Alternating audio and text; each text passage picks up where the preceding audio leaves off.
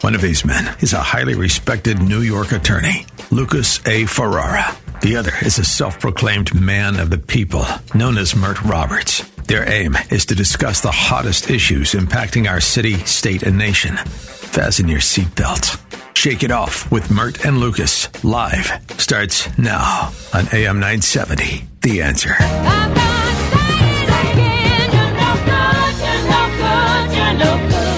Baby, you're no good.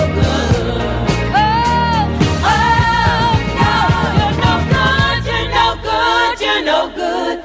Baby, you're no good.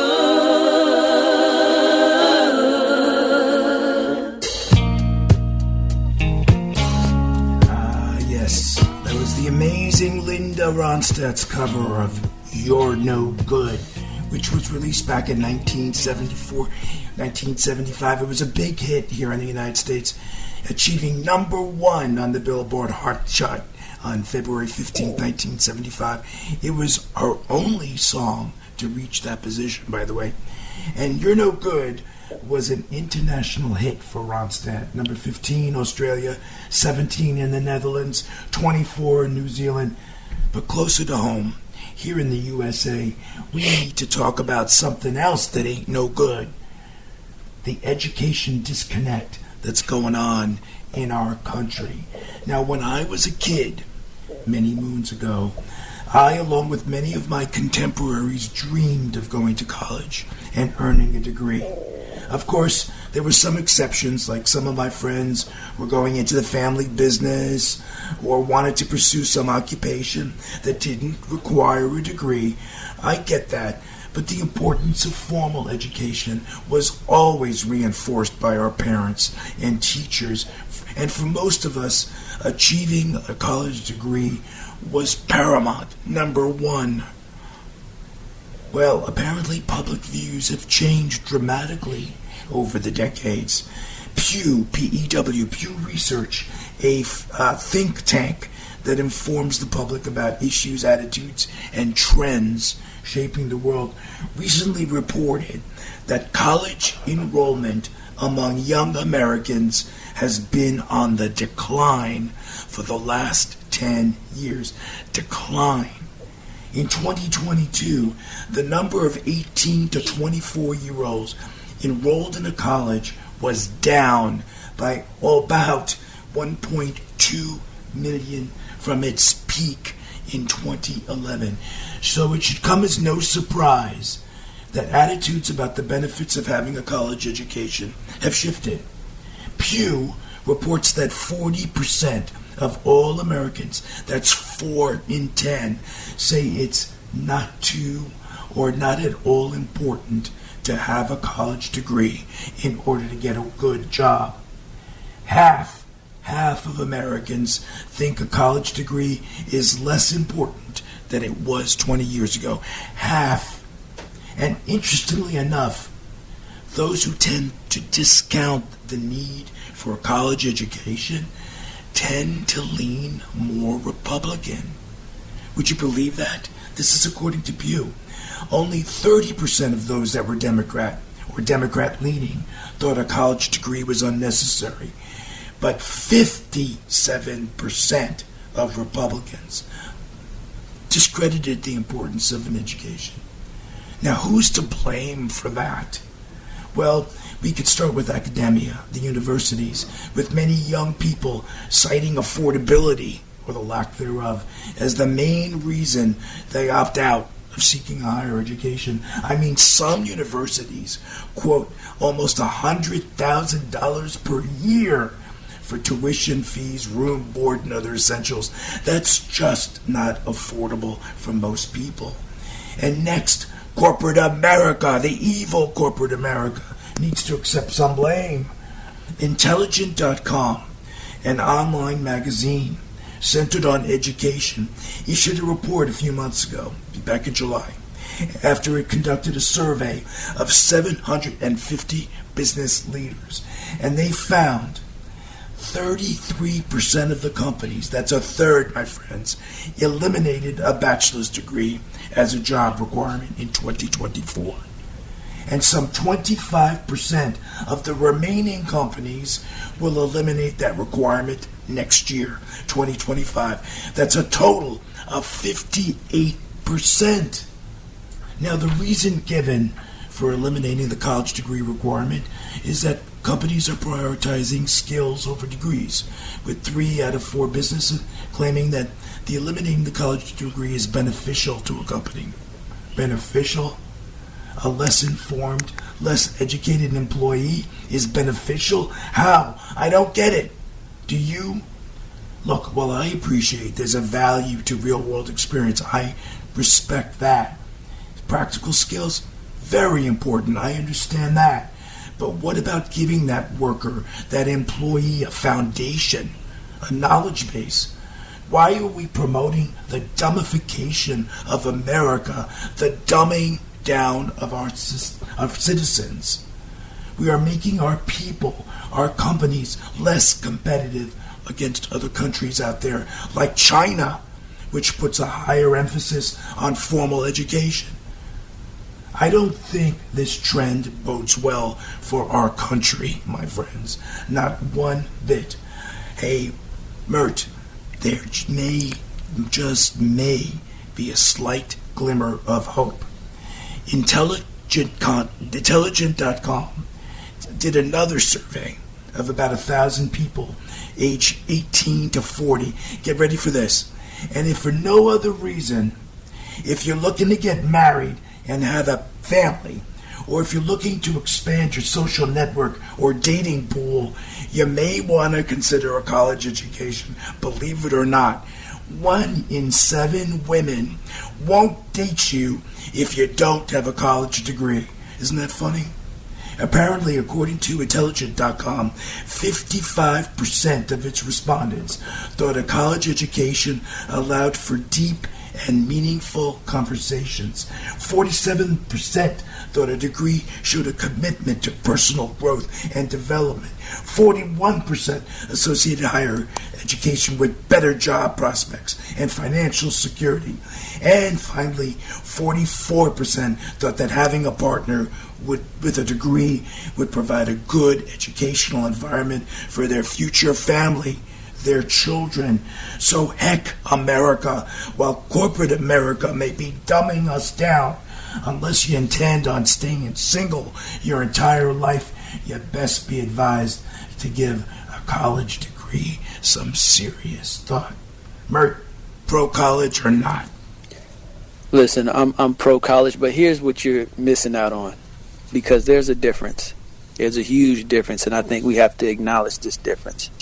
When you talk about China, India, all these countries that are given this reputation as having bright students, what we also have to remember is they're able to funnel and directly select their kids and push them and do all this special stuff for them. In America, we're selecting people who, for lack of a better term, are deciding to be a genius in math. He was accidentally a genius in math. We didn't know he was going to be that. He could have been an expert writer, a musician, a ball player. But in these countries, they are selecting these kids and they're saying, you're going to be a genius scientist. You're going to be a genius at math. You're going to be a genius at this and that. So in these countries, they are picking these kids, taking them out of the regular programs of regular life in these countries and forcing them to be geniuses in mathematics and science, etc. So we have to look at that. In America, the beautiful thing about America is you can be whatever you want to be. You can be whatever you want to be. And we will select our greatest and our brightest mathematicians, and we'll get them, and they'll be just as smart as the kids over there. And there's probably more over here than in those other countries, because we still dominate military and with all this new technology. So it's coming from somewhere within the country. It's coming from somewhere. It's not disappearing. But what I think is addressing the college issue. College is now the 5th year of high school, the 6th year of high school. The education that you're getting for college is no longer putting you ahead of anybody because everybody else has that same education.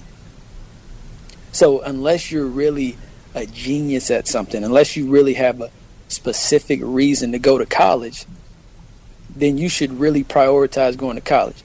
But if you're just some regular old dude, then the advice they gave me, even back in the 2010s, we have mechanic school you can go to, we have plumber school you can go to, we have this electrician school you can go to.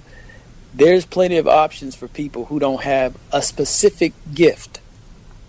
They don't have a specific purpose for going to college. Look, I respect the trades, but I'm saying that what is happening is making us less competitive, slowly but surely. I disagree with that. If you don't have a balance, I understand, but if you don't have a balanced underpinning, I think we're destined for deterioration. Alex, you said you want to chime in here? Oh yeah, this is a hot topic because I find that people are looking at college as this big business instead of an educational institution, and that's problem number one.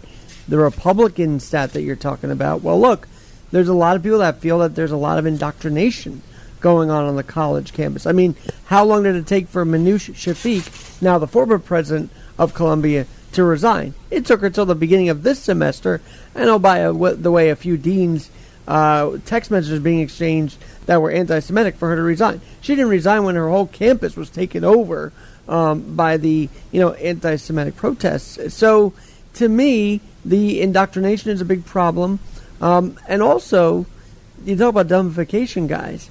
There's just a general idea that they don't want people, and younger generations are not willing to roll up their sleeves anymore. They don't want to go to the trade schools even, because even the trade schools are hurting. So we got to motivate people again, even just to get to college. That's where we're lacking, is the motivation, because the cell phone has really dumbed us down above all. Yeah, and social media, I think, hasn't helped at all either. So I think you're hitting on a core point, Alex. Kids have become lazy and entitled. They don't want to work.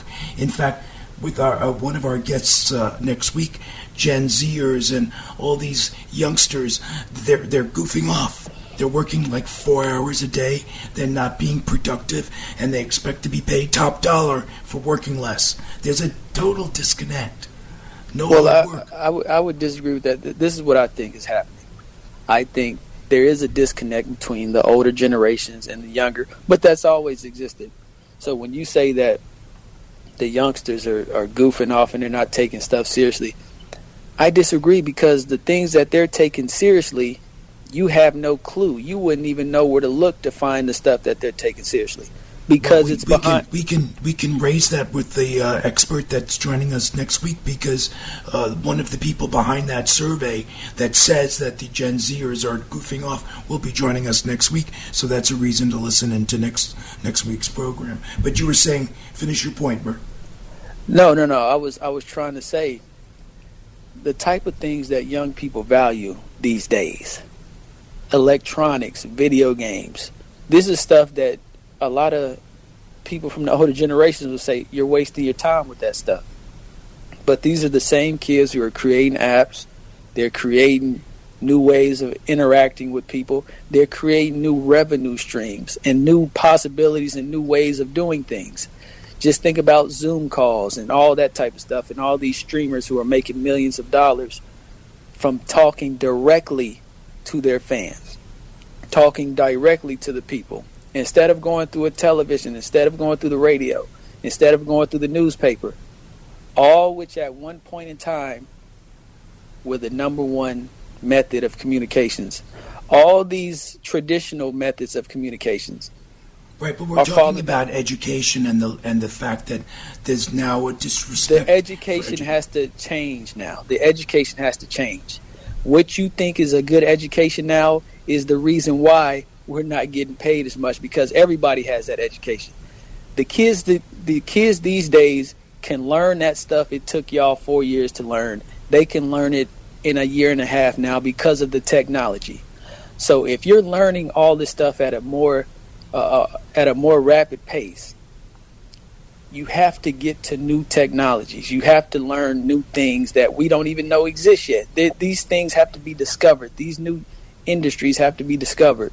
And it takes a bit of time to get there, because the way we used to do things, where you would go to the library and read a book or have to check out a book, you don't have to do it that way anymore. No, I get that, Mert. I get that technology. Everything has sped up. Everything has sped up. I get that technology has changed things. I certainly understand that, but I think of the foundation of an education remains pivotal. When people, well, look, in my day, liberal arts education exposed you to music, literature, so you understood history, what authors meant when they wrote, what the author meant when he wrote Dracula, understanding the world, history, what preceded us. We are condemned to repeat mistakes of the past because the kids today have no knowledge of they have all the knowledge. That's why it's not appreciated as much. You would have to go to the library. I mean, you must have grew up in the 70s or the 60s or whatever, and you would have to go to the library and check out a book read that book. Now all I got to do is come up with an idea. What do I want to learn about? And put it right into my phone, and I can learn about it. And guess what I'm going to do? I'm going to forget about it in about 20 minutes, because I'm going to do that with something else. Who won the game last night? Who won American Idol? When is this person's song going to come out? When is this movie going to come out? American Idol is not going to make you a productive citizen, okay? Knowing who won the game last night is not going to make you a productive citizen or help us compete against other countries who are surpassing us in terms of intellect and intellectual property and all this other good stuff. I mean, this is not, I don't think it bodes well. In these other countries, they have smart people, but their smart people always come to America, because what these other countries are missing is the ability for everybody to enjoy pointless stuff. You know, to be an American, it means you get to enjoy pointless stuff because, hey, if you're not smart enough, if you don't do anything, you can go on welfare, because there's so much money flowing in America because of the smart people. There's so much money here. In these other countries, it's a dreary experience. It's a dreary life if you're not one of those kids or those individuals selected to be at the top. If you're just a regular old person, go to India, go to China and some of these poor areas and see how horrible it is, how they're living over there. You take our worst over here and compare it to their worst, it's not even close. We got big screen TVs by the way, projects. Speaking of all of this, the library cuts are a big deal too, Lucas. And you mentioned libraries. Here's my question to you, Mert, is with all of the technology so fast, what do you mean? I still don't think kids are using it to learn. They're not even using it to really benefit. They're learning it to just act entitled, as Lucas is saying. No, they're playing games on the They're learning each other. They're learning each other. When you can communicate with somebody across the world, see what you're talking about. How to play soccer, those soccer games. Yeah, you and then you start to learn about, hey, what's going on with those you in your daily life. You mean those war games where they kill each other? Yes. And they're sitting in lobby rooms and they're having conversations about, hey, what's life like over there where you're from? See, you don't understand it because you're not in those lobbies playing those games and communicating. But there are conversations that's going on, and you have a more natural way of learning as opposed to get your textbook out and flip to page 54. But Mert, how do you feel when you see these man on the street things and they don't even know the Constitution or even the three branches of government? That's what I'm talking about. They don't know who Kamala Harris is. Yeah, they don't need to know. Everybody doesn't need to know everything. There's so much stuff going on. You don't need to, if you're an electrician, you don't need to know that. So you think ignorance is good? Is that what you're saying? No. You think ignorance is good? I think you need to know what you need to know. Being a master, being a jack of all trades and a master of none gets you nowhere. And we've heard that plenty of times. I don't know how you decide in advance what you need to know. I don't know how I decide in advance what my kid needs to know. People need a general, basic education, and America needs to step up. Let's look at these costs. These costs are crazy. And corporate America saying you don't need a degree anymore does not help our country. That's the bottom line. Unfortunately, We're rapidly approaching a break, but when we come back, we're going to be speaking to Greg Kaplan, who is an internationally recognized college admission strategist. How's that, Mert? So we'll be speaking to Greg and then talk to him about his new book after these messages.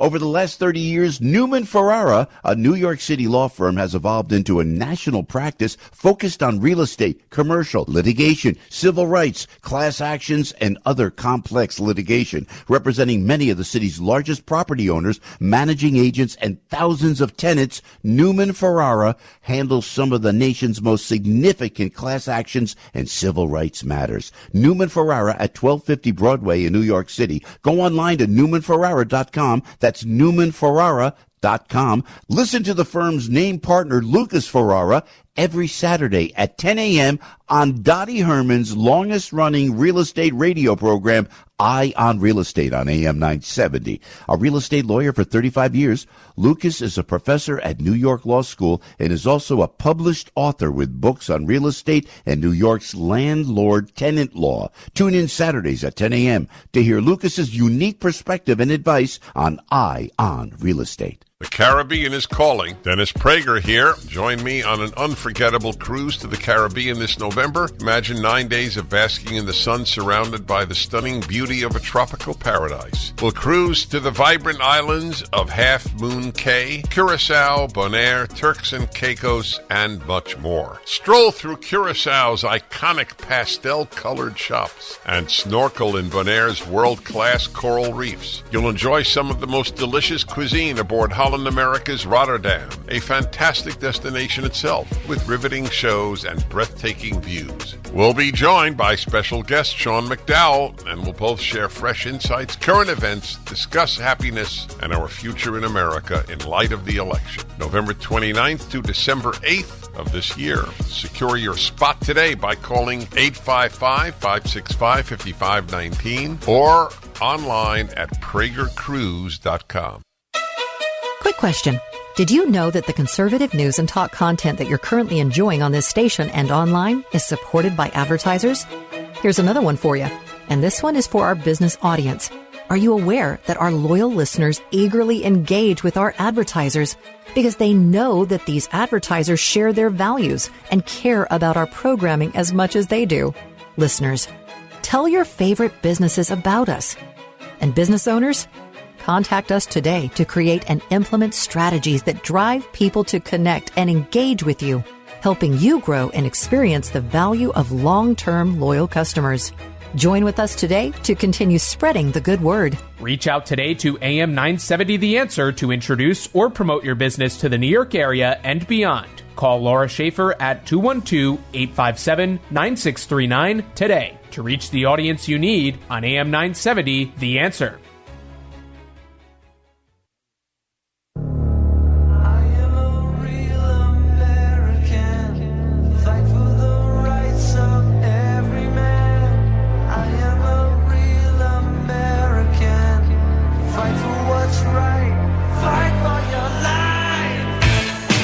Welcome back to Shake It Off with Mert and Lucas, live on AM 970, The Answer.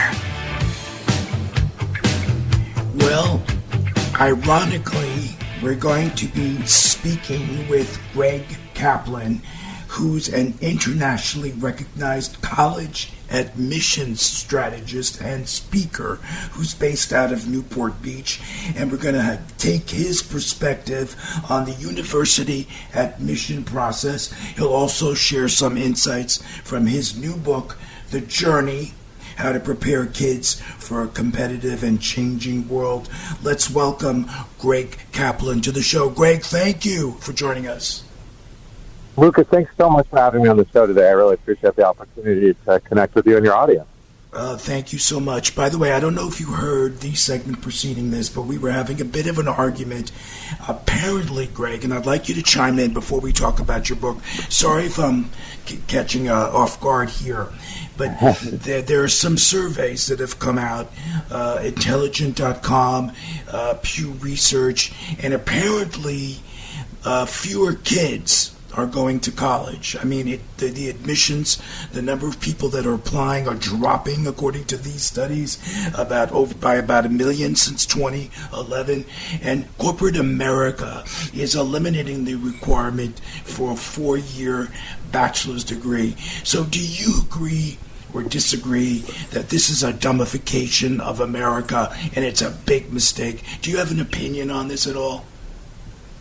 I do. I think, college isn't right for everyone, and I will be the first to say this. And I've had students in our office who have looked at saying, gosh, I really just want to start my own HVAC business. I want to go be an airline pilot. And I think for a person who knows what they want to do in life, a college degree isn't necessary. But if we're talking about a signaling device where you can demonstrate that you are learning and doing your best to grow as a person and gain skills, I do think there is some importance to it. I think colleges, particularly at private universities, can be extremely overpriced, and I think families need to be mindful of the investment and make sure that their kids are in communities that are committed to learning rather than, what we've seen on some of these campuses with these protests in the last, since October 7th. But I do think there is value to a college degree, and I do think, when you go to, and if we don't have people that have the skills to actually be able to help us, I don't know if I would go to a dentist or a doctor without a college degree. And if we're going to just dumbify it, there's even law schools today where you don't need a college degree.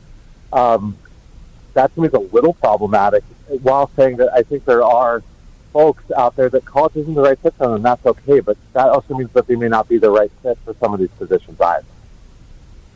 So are you seeing the trend as well? I understand that college isn't for everyone. I respect that. There are people that want to go into the trades. I respect that. I certainly understand that. But do you think that the importance of college is slowly being undermined by corporate America? When 57% of companies surveyed, and I'm sorry to throw this at you, but we were just talking about it earlier in the show, are saying that they're going to eliminate the college degree requirement. That undermines education. And how do we compete? Yeah, I'm going to agree with you there. I think we should be pushing young people to make the best, be the best version of themselves, and that's what higher education is. That's right. It's not for everyone, but if we should be encouraging kids to grow, young people to grow, not to make life easier because we don't want to put in the 4 years of work. I think Amen. They don't. I think that's so silly. Like, I think we need to push kids. We don't need to make life easier. Life's already easy enough. Amen. They don't want to work. The Gen Zers, all these new generations are just not. They're not focused. I don't think they're focused. Their eye isn't on the prize. And I think that ultimately we lose to other countries. It may not happen so fast, but other countries that prioritize education will surpass us if this doesn't stop. But let's go back. I mean, I'm sorry to go off on a tangent, but I feel very strongly. Don't apologize. I feel very strongly about the importance of a college education, and that's why I invited you on the show, because one of your functions, what your book is about, is to get kids into college. But let me, again, I go off before we ask about your book. I noticed that if you don't get into the Ivy Leagues and you sort of mention a lesser college, there's almost like a diminished view of where you went to school too. Have you experienced that this Ivy League snootiness is problematic as well? Yes, and I say this, I did go to an Ivy League for undergrad. I graduated from the Wharton School of Business, University of Pennsylvania, and I actually had better job prospects when I graduated from University of California, Irvine School of Law, which at the time was an unranked law school. And I always tell students that we work with, and I write about this in my book, that it's what you make of it. And I also think that when we see again with these protests, that we're really, the epicenter were the Ivy. To me, it calls into question the value of an Ivy League degree versus a college degree in general. But there is so much snootiness where we have worked with people, and I write about this in my book, who say if I can't go to a Harvard or Stanford, I won't go to college. That again flies in the face of higher education. So we have it at the low end and we have it at the high end, where there's just been a rejection of a college degree or or to a degree to one's liking. And I think the snootiness is why you see so many people at these Ivy League universities that are still out of touch with reality. And that was my perspective when I was a student there. I was like, these people are not living in the same reality that I come. Hear, hear. Now, why did you write this book, Greg? Who is it written for? My book was written for folks that want to navigate not just getting into college, but life that comes after it. Because with this, and you hit the nail on the head with your first question, which is the snootiness with the Ivies, is are young people today prepared for the real world? Are they prepared for corporate America, to be entrepreneurs? Are they prepared to actually add to this world rather than just take from it? And my team has worked with thousands of students in the last 7 years, and I actually have serious questions about their preparedness for the real world. And so this book was written to encourage families and students to frame the journey to higher education within a much bigger picture of which is, are they prepared for what comes next, and are they going to be healthy, happy, and financially independent adults? Now we're talking about the journey, how to prepare kids for a competitive and changing world. Where is this book available, Greg? This book is available on Amazon or BarnesandNoble.com. That's easy enough. So what is the secret? How do you prepare kids for this competitive and changing world? Can you sort of summarize? Sure. There are 3 key traits that I advocate not just help kids get into college, but also prepare them for the real world. The first is grit, the second is leadership, and the third is passion. With grit, it's not necessarily how athletic someone is, whether they can be tackled on the football field or take a charge on the basketball court, but rather, can they deal with life's day-to-day challenge? And the way you help a young person, particularly for the Scarsdales of the world or the Upper East Side, is can they handle a part-time job? Because if they can deal with putting the wrong milk in a latte and causing World War III, they'll be ready for corporate America. Leadership is defined as one's ability to make an impact in their community and bring out the best of others. And we advocate that young people, when they're in high school, should be volunteering in their communities for causes that matter. Soup kitchens, food banks, learning how to make an impact as a 16-year-old will prepare them when they're trying to rise up through the ranks. And the third and final prong being passion is what motivates you. And we don't need to subscribe to it's a doctor, a lawyer, or an engineer, but what actually makes you tick? Because you need to have that, inspiration to put in the hard work in whatever it is that your calling is in life. Wow, that's amazing. And you're the second guest today that talked about being active, proactive, and volunteering and becoming part of organizations that make a difference. So hear to that. What do you think about this testing, Mishigas, for college admission process? That's also a stressful game unto itself. Do you have any views on that? Yeah, no, I love it. To me, it's not Mishigas. 20 years ago, every kid had to take the SAT or the ACT. Right. And that was a common yardstick. And now it's been reintroduced at many of the Ivy League universities. Well, what I'll tell any of your audience listening today is that 75% of students admitted to selected universities where the test was optional submitted the test scores. And if you're coming from a community or attending a school where they know there's an emphasis placed on educational outcomes, they do want to see a test score. So it's, again, if we're going to make this no longer meritocracy, then let's just openly call it no longer meritocracy. But the test score does help. I can say in Newport Beach, our clientele, the families we work with, skews more on the affluent side, more on the educated side, more on the business owner side. Our students are not getting in without test scores. And so I'm very vocal about this because there's a lot of ambiguity from the colleges. And I think that is to the detriment of folks who are living in suburban communities with high-achieving public or private schools at their disposal. Yes, Greg, we got cut for a break, and you'll be back right after this break.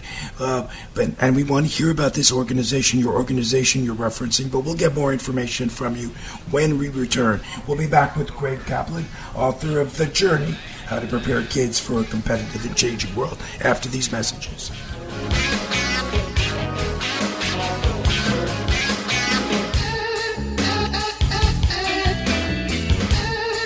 Wish there was an easier way to navigate the world of real estate? If only there was a way to learn from the best. Well, now there is. Saturdays at 10 a.m., our very own Dottie Herman, Vice Chair of Douglas Elliman, gives you the inside track to what is hot in real estate. Stay one step ahead in today's seller's market as Dottie gives her tips on how to make it through the tricky waters of real estate.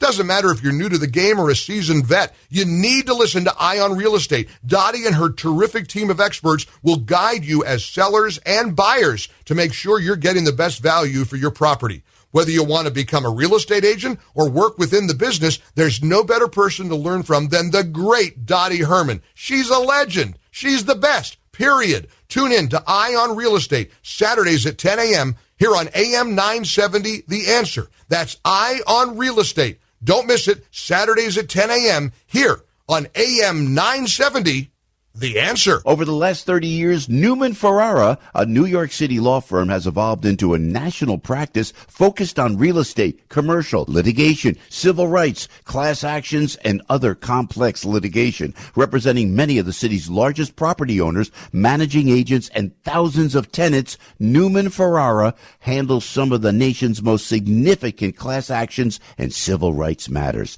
Newman Ferrara at 1250 Broadway in New York City. Go online to NewmanFerrara.com. That's NewmanFerrara.com. Listen to the firm's name partner, Lucas Ferrara, every Saturday at 10 a.m. on Dottie Herman's longest-running real estate radio program, Eye on Real Estate on AM 970. A real estate lawyer for 35 years, Lucas is a professor at New York Law School and is also a published author with books on real estate and New York's landlord-tenant law. Tune in Saturdays at 10 a.m. to hear Lucas's unique perspective and advice on Eye on Real Estate. If you're a business owner and a listener to this station, you might not realize that the conservative news and talk content that you enjoy is advertiser supported. Our loyal audience loves to do business with the advertisers who make our programming possible. Now, it probably won't surprise you that there are some advertisers who avoid us because they don't like what we do here. And that's okay, because our listeners are eager to support advertisers who support our conservative programming. Join the successful companies who reach customers who care about this programming. Become a part of making a difference in the lives of people who listen and who are passionate about supporting the great family of advertisers who are part of this station. It's truly a perfect match for you and for them. Reach out today to AM 970 The Answer to introduce or promote your business to the New York area and beyond. Call Laura Schaefer at 212-857-9639 to reach the audience you need on AM 970 The Answer.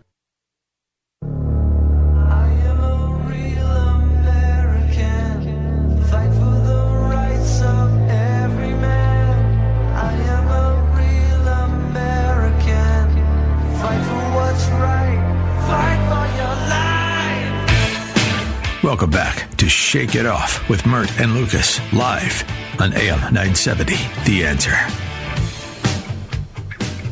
Hello, this is Lucas, and we've been speaking to Greg Kaplan, who is an internationally recognized college admission strategist and speaker.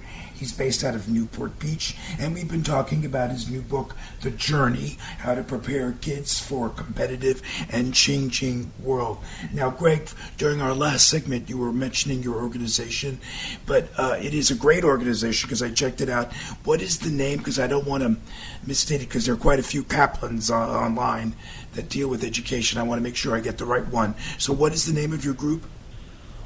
Yeah, we're not the big Kaplan, although I'm sure we were at one point misspoke, but it is Kaplan Educational Group. The website is kaplaneducationalgroup.com. Outstanding. And what do you guys do there again? We are relentlessly focused on helping young people make the most of their journey to college and career. So whether it is figuring out what interests a young person heading into high school, or what types of classes, extracurricular activities can they use to grow, and then also be prepared to make the most of this process. And then come senior year, the strategies for getting in. There are some schools out there where you can go from a 5% acceptance rate to a 40% acceptance rate if you're willing to apply early decisions. And there are some schools that will tell you, like the majors, applying as a business major can be quite competitive at some schools. and very not competitive at others. But I take from my own experience, when I applied to Penn, I applied as a religious studies major and switched into Wharton School after my first year there. So how can we give young people these strategies to make the game on their own terms rather than be subjected to just the whims of what can feel like a very competitive and artificial process? Here, here, here, here, and the necessary tools in the process. Now, my co-host, Mert, I believe, has a question or comment. Mert? Yes. I would like to get your opinion. Tell me what you think about this, because Lucas earlier made this comment that we're getting behind other countries in terms of education. But I disagree, because what I think Lucas is failing to realize is in America, we have so many different things we can specialize in. Like, we got our math geniuses, we have our science geniuses, but we also have rock and roll geniuses. We have black history geniuses. We have cooking geniuses. You go over to other countries, they don't have all these things they can dive into and specialize in. The educational selection for, to specialize in, it just isn't there. So what are your thoughts on that? Because I think a lot of Americans are getting tricked into thinking that we're falling behind, but we just have more experts in a variety of fields, whereas they can only concentrate on certain things in these other areas. These other countries. You know what? I would like to agree with you, and it's not because I work in higher education, but there was a statistic that just came out about 3 months ago that 33% of Gen Z, so this is of older Gen Z, 18 to 24, neither goes to school or work. And you are 100% right, Mert, that you could be an amazing chef and you could be extremely successful. My grandfather, and I know he was born in 1933, he did not go to college, and he built a clothing business from the ground up. And he learned it just from common sense. And so I don't think a college is necessary for every person. But when we have a third of people who are failing to go into the workforce or go to college, that to me is an issue. And those are the people that are going to be falling behind. Not the creative geniuses, not the rock and roll geniuses, not the geniuses in the kitchen. They're exactly where they should be.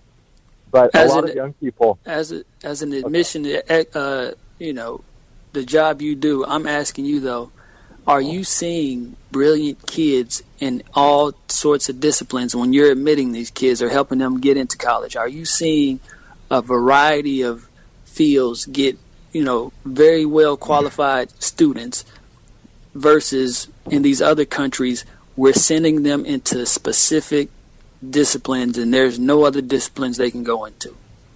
You get what I'm trying to say? I do.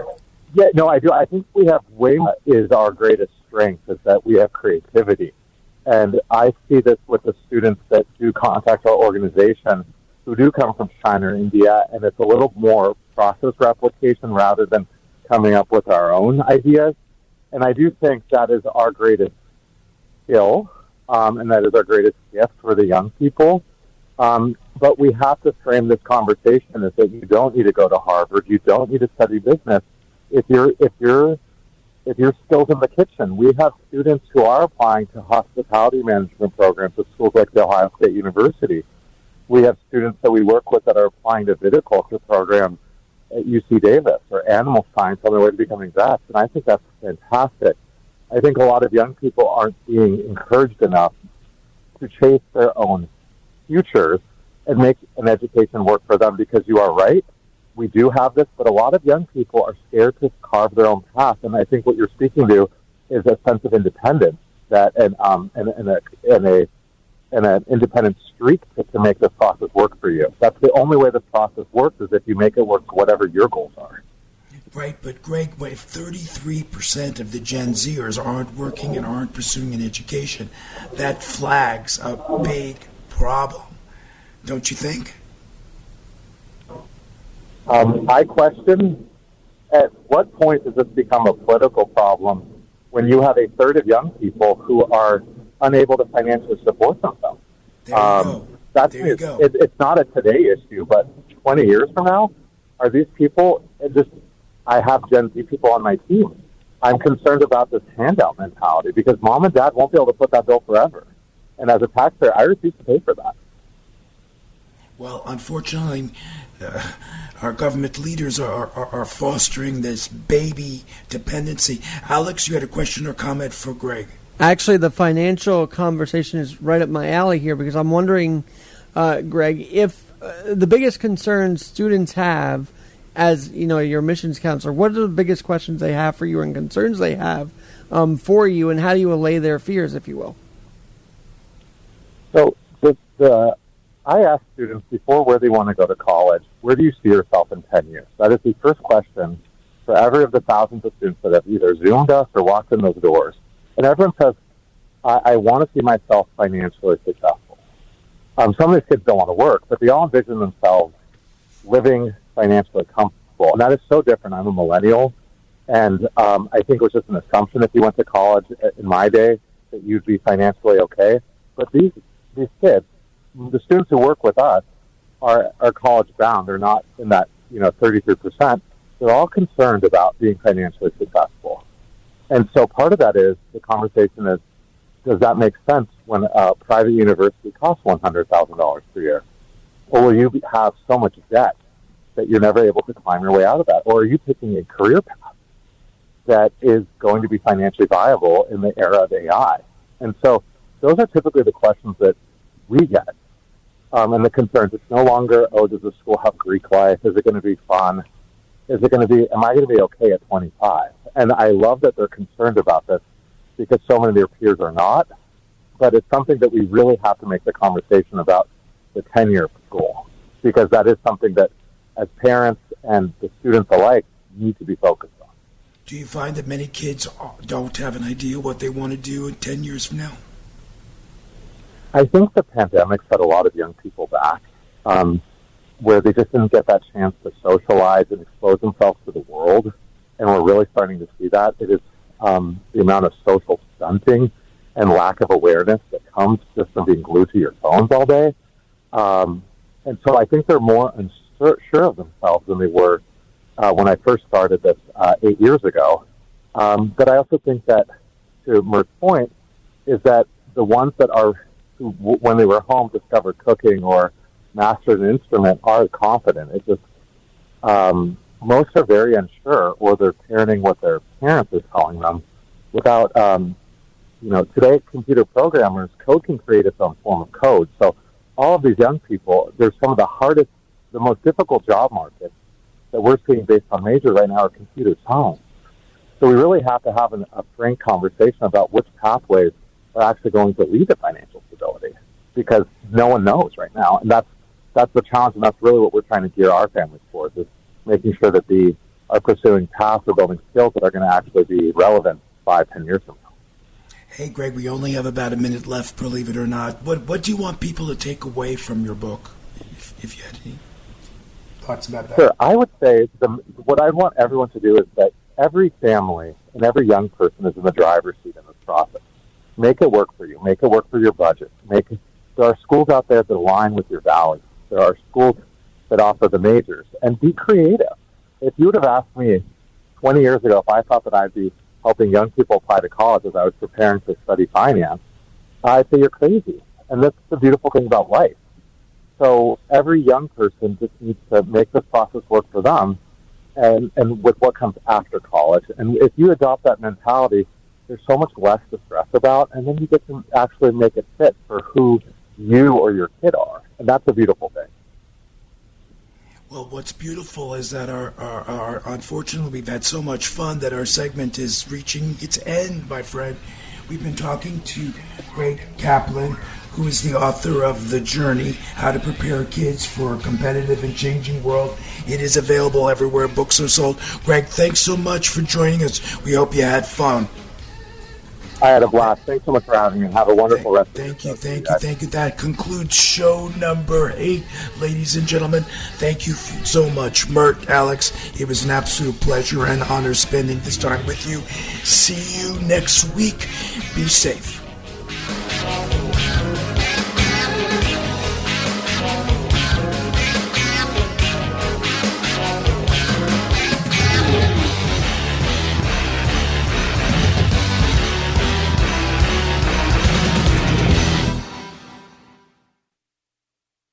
preceding program is sponsored by Shake It Off Live, LLC.